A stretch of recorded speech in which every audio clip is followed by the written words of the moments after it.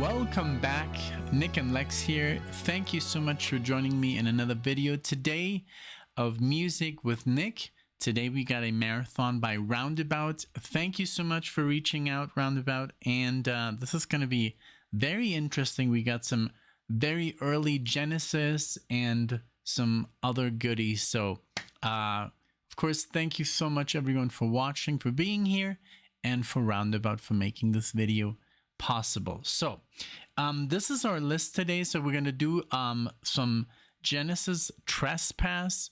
I know this is before Phil Collins joined the band, and also before I think it was only Peter, Gabriel, Tony Banks, and Mike. I think Mike. I got it right. I had it pulled up. Mike Rutherford on the bass, but no. Let's see here. We have Anthony Phillips on the guitar here, and John Mayhe. I guess on the drums. So yeah, I guess it must be different, the sound. And I think then the next record we had, let's see here, Steve Hackett join in, and Phil Collins on the drums. So yeah, so I know it's the second album, but I guess, you know, with Tony Banks and Peter Gabriel and Mike on the bass, nothing can go wrong. So I'm sure it's going to be amazing. But and I've done a reaction to super early Genesis before. So that's the first song. We're going to do the song Dusk. And this is from what year? 1970. Wow. So, and then after this we're going to do some it's called Bobak, Jons, Malone, House of Many Windows, from the album Motherlight. Interesting. 2017 supposedly here. Then Dragonwyck, chapter 2 songs, the album from 73. We're gonna do Fire, Clims, and Relics. And then the band Jade Warrior, Sundial song. And this is from the album Jade Warrior, 1971. Now I think I'm almost like Bobak, Jons, and Malone. Motherlight, let's see. I'm sure this is wrong. Motherlight. But thank you so much, Roundabout, for... Yeah, I knew it. 69. So, but thank you so much, Roundabout, for making it super, super easy on me. You sent me literally the entire list in one link.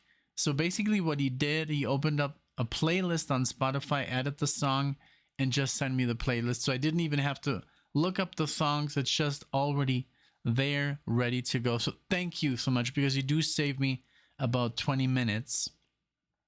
Or at least 15, you know. So that is really, really highly appreciated. Thank you so much, Roundabout, for doing that. And you always do that. It's much better than you typing up, you know, the lists. And that takes you about 15 minutes. And then it takes me 15 minutes to add the songs to Spotify. I don't know, maybe you could do it that way. I guess it would be faster for you too. You just type in the name, it comes up, you drag and drop it into the playlist, and then you send me the playlist. That's one way to do it. You don't have to do it. It's just, I think it would make it a lot easier for you guys as well. Okay, so without further ado, I'm super, super ready to do this. Just wanted to introduce the bands. Give me 1 second. All right, I'm back, and let's go with Dusk. I can't wait. Genesis, I mean, for me, has become one of the, you know, staple like bands that I enjoy, you know, in my free time. Obviously we're going very slowly. Alexia and I, like, we're reacting to like one song at a time. It's not like, you know, you guys that would listen to the full album. I really would love to do it, but then we're basically, okay, we're done with Genesis. No more Genesis requests. We're done. You know, it kind of like, that's the only sucky part of reacting, because you can't really like consume as fast, you know, as I'm, you know, used to, you know, because I would eat this stuff up for like for breakfast. I would just listen to the whole discography like in 2 to 3 days, you know. But I mean, it's also fun to just go slowly. I mean, it took us 2 years to listen to almost all the Steely Dan stuff, and we still have one more, I think, Two Against Nature, and the last one, Everything Must Go. But yeah, pretty much we're done with Steely Dan. But what a ride, man. And every time, such excitement, every single song. So yeah, I guess Genesis were doing that as well, you know. But well, you know, that's just what comes with having a channel like this, you know. But I mean, I did hear so many full albums before. At least I didn't have to do that with, you know, with my music. And I still listen to full albums like literally every day, but it's just different music that the channel is like not really interested in, you know, like jazz fusion and stuff like that. Okay, so here we go with Dusk, and let's give it up for some early Genesis 1970. Here we go. Boom.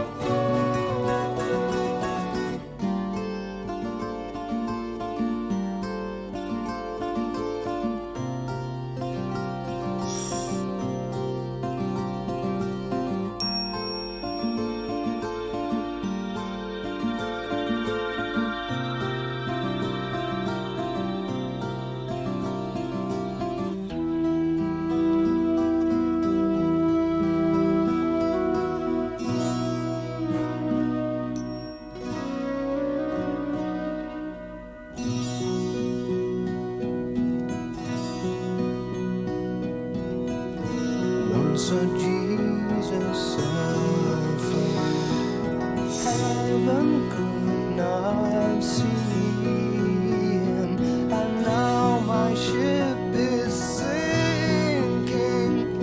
The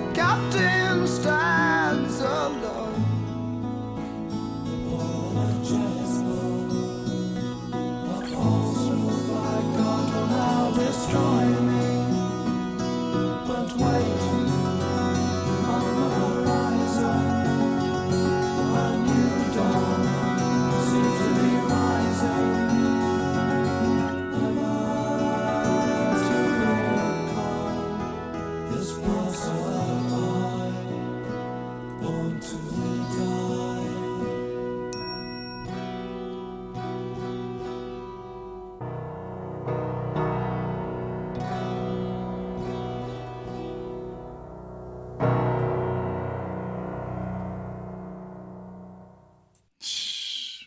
Wow. Beautiful. Beautiful.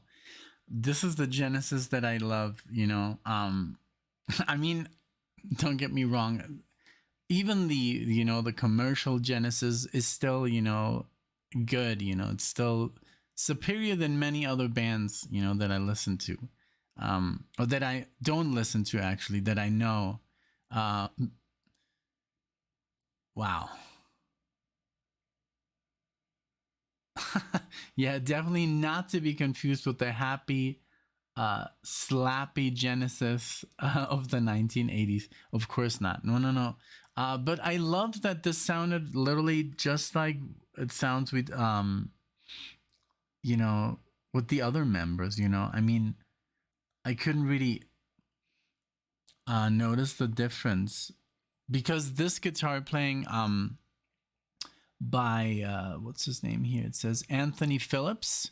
It was beautiful, you know. I mean, Steve Hackett is wonderful, but this was just the chord progressions were amazing, and I'm sure they were his. And the drums, it was not that drum heavy. It was more rhythm, you know, the guitar, and but definitely proggy enough, you know. But yeah, it was also kind of like psychedelic and proggy. I mean, I think there is a difference. Some people might disagree with me, but you know, just because it has time signatures that are like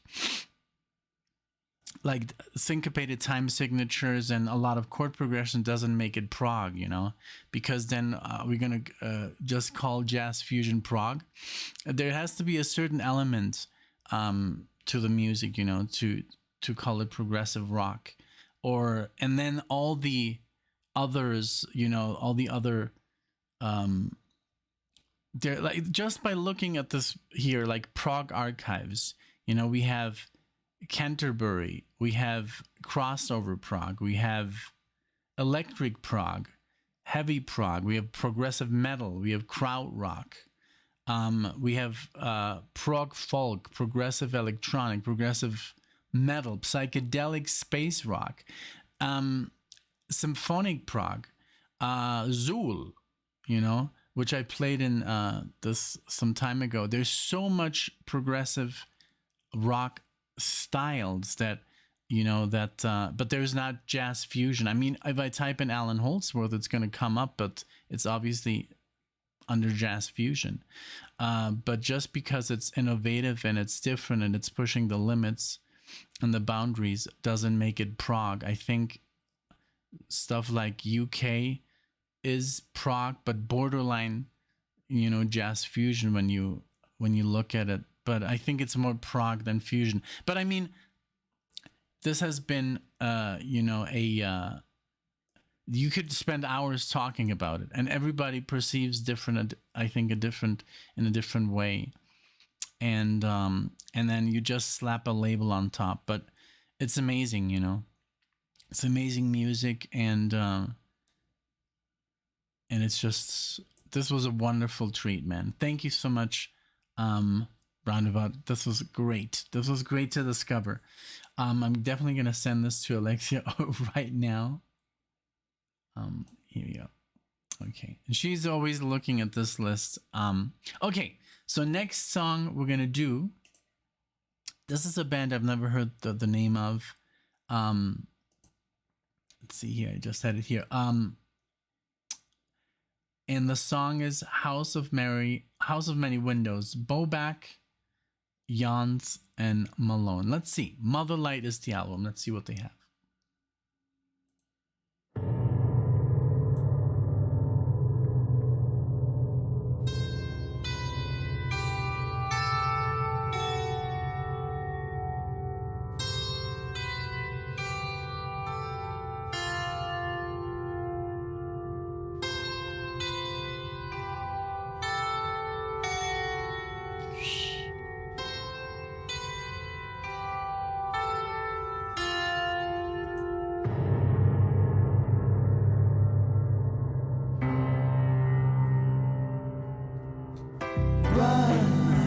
jumping, screaming, jeering,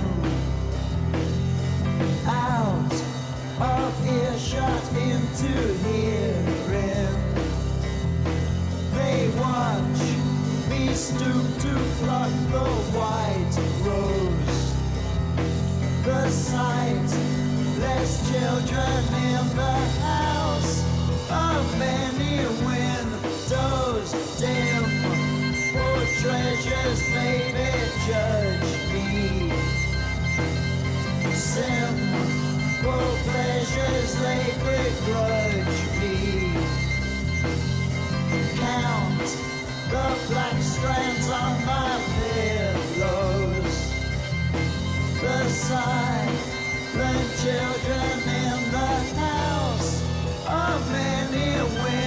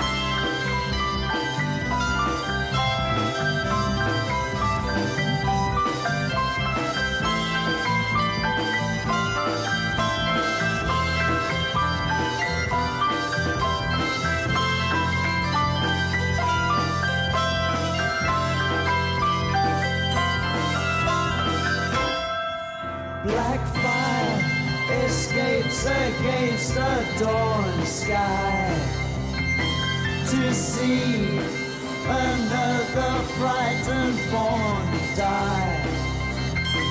Too much hot sun, too many cold snows to please the children in the house of many windows, the house of many windows, the house of many windows, the house of many windows, the house of many windows, the house of many windows, the many windows of many windows.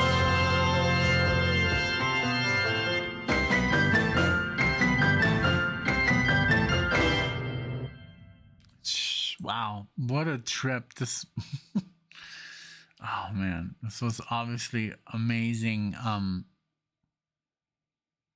What a great band. I've never heard their name. I mean, I'm looking them up here. There's only like people talking about the band, but like, hey, listen to this, check this out, but it's not even like under a specific category. But obviously this is like early like progressive rock, but I don't know, with elements of all kinds of stuff. Really, really cool. I loved it. I wish it would have been a little bit longer, but this was awesome. I should definitely listen to more. Let's see if there's more. And they're also, it's for some reason they're the three names. It's not like a band like Bobak, Jons and Malone. It's Bobak, and you can click on it, and then there's Jons, and you can click on it. It's like super weird. Instead of like, you know, Emerson, Lake and Palmer, it's one name. These are just all separate. I guess there are three artists. But yeah, there's also, you can literally look up their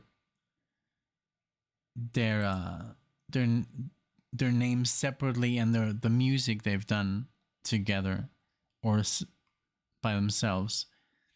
Definitely a band I want to get into more, but there's not a lot. Even on Wikipedia, it's just like empty, you know? So yeah, it's kind of weird that there's almost no information about them. Let's see here. I mean, on Discogs, but there's no Wikipedia page. That's kind of weird. Maybe it was just one project, you know. It's awesome. It says very rare UK prog. Yeah, you got that right. And then here it says classic rock. You know, that's what I'm saying. You know, everybody slaps a different name on it. The mysterious British underground classic came and went in a flash in the spring of 1969. The brainchild of 3 employees of Morgan Studios in North London, Mike Bobak, Andy Jons, and Wilson Malone. It finds them employing all manner of studio trickery on a bizarre and genuinely psychedelic set of self-penned songs. The unsettling result has become one of the most sought-after albums of the period and makes its long-awaited return to CD here. Okay, so basically they called it more, you know, psychedelic. It's really like in the eye of the beholder, you know. I mean, if I listen to let's say Pink Floyd, Wish You Were Here, I'm not gonna, it is progressive rock, but for me it's like, for me progressive rock is, you know, first of all, if I wouldn't know Yes and Genesis and Rush and Emerson, Lake and Palmer and all these bands we've done, for me, if somebody would have asked me what's progressive rock, well, what I've said, well, Dream Theater, right? Dream Theater, but they're like, I think they're overrated a little bit. But I would say Kansas. That's like a band that I knew.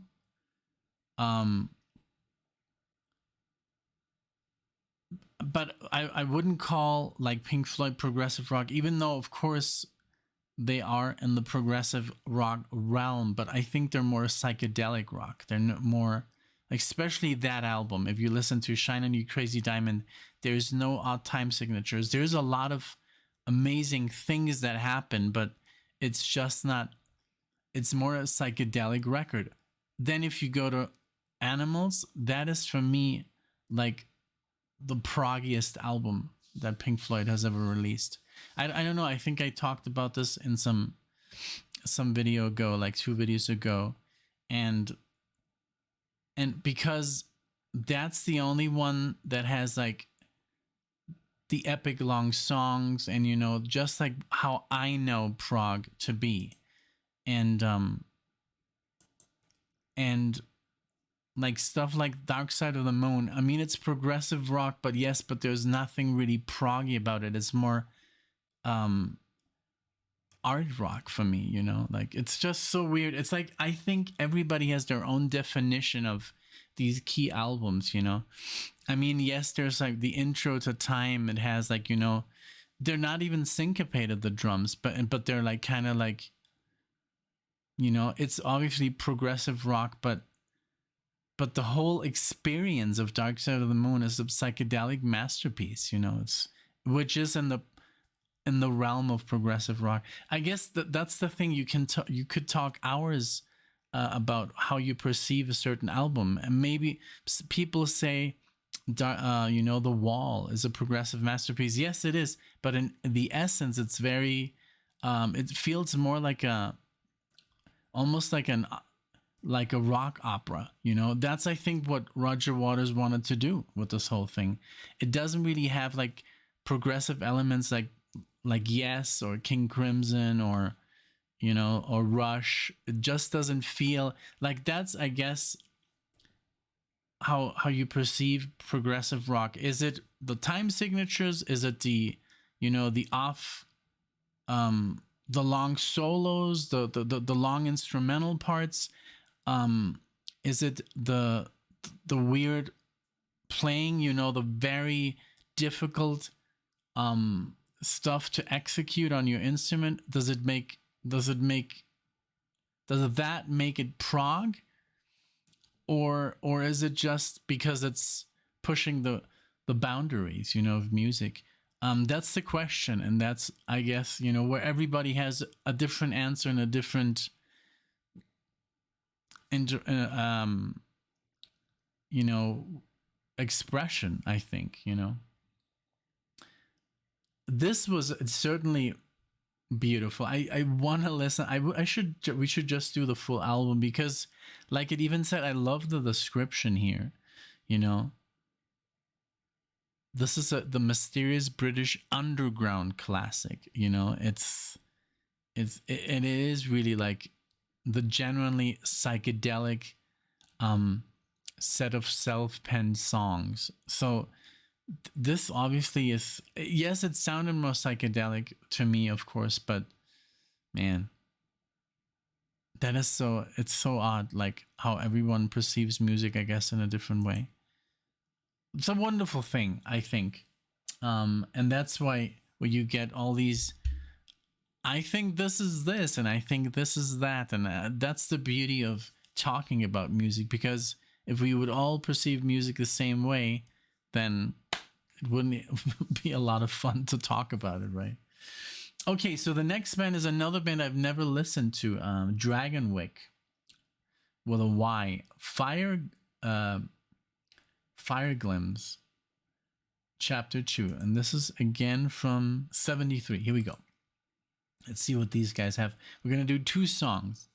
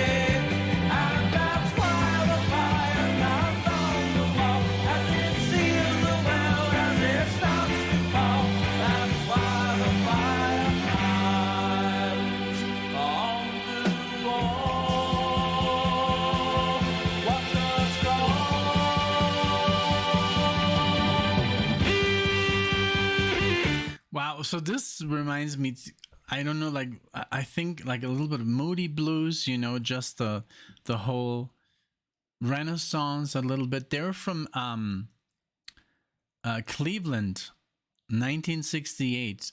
This little group was formed in 1968, Cleveland, United States, first under name Sunrise.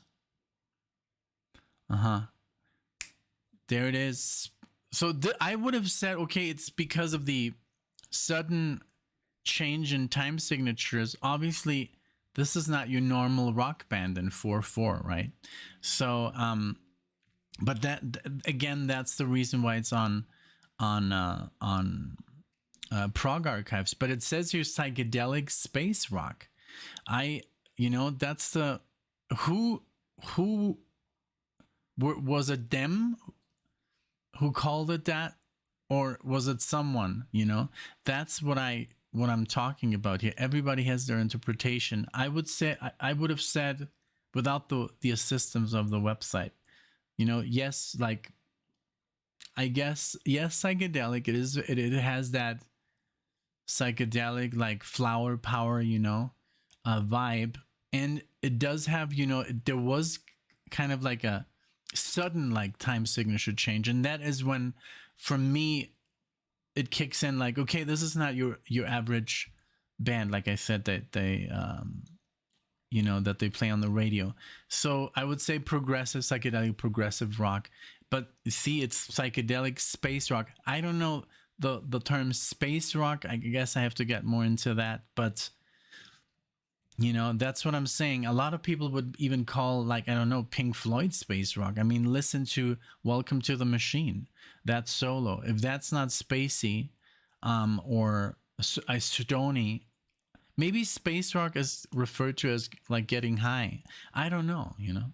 But I think this band is amazing, and I love that there's only two albums from 70 and 73. And I think this was a great idea, Roundabout, to choose this, because a lot of people are going to love this and maybe don't even know this band, you know, because it's just like a little band that had 2 releases and then that's it.